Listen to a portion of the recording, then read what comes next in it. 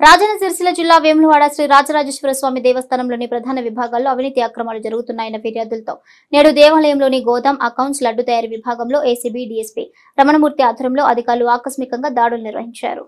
గోదాం విభాగంలోని సరుకుల శాంపిళ్లను సేకరించారు. అలాగే ప్రసాదాల తయారీలో కూడా వినియోగిస్తున్న సరుకుల శాంపిళ్లను తీసుకున్నారు.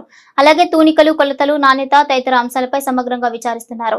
ఈ సందర్భంగా ఏసీబీ డీఎస్పీ రమణమూర్తి మాట్లాడుతూ దేవస్థానంలోని పలు విభాగాల్లో అవినీతి ఆరోపణలు జరుగుతున్నాయన్నారు. ఇక ఫిర్యాదుల మేరకు దాడులు చేస్తున్నామని, ఇందులో తూనికలు, కొలతలు, ఫుడ్ సేఫ్టీ అధికారులతో కలిసి విచారించి ప్రభుత్వానికి నివేదిక సమర్పించనున్నట్లుగా తెలిపారు.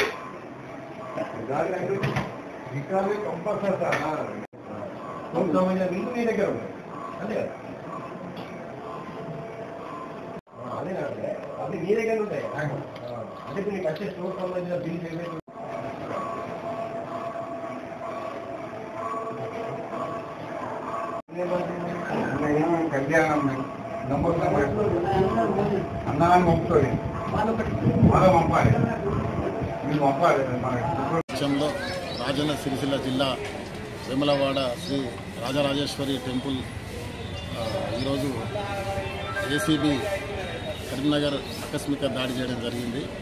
ఆకస్మిక తనిఖీ డిఎస్పీ నేను ఆధ్వర్యంలో మా ఇన్స్పెక్టర్లు, మా సిబ్బంది మరియు తూనికల కొలతల శాఖ మరియు ఆడిటర్ మరియు ఫుడ్ సేఫ్టీ, శానిటేషన్ విభాగాల అధికారులతో అందరం కూడా క్షుణ్ణంగా తనిఖీ కోసము ఈరోజు రావడం జరిగింది.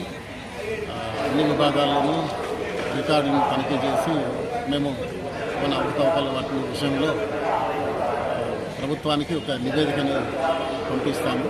ప్రస్తుతం తనిఖీలు కొనసాగుతుంది. సార్, అంటే దేని మీద ఆరోపణలు వచ్చినాయి? ఎక్కువ శాతం దేని మీద వచ్చినాయి?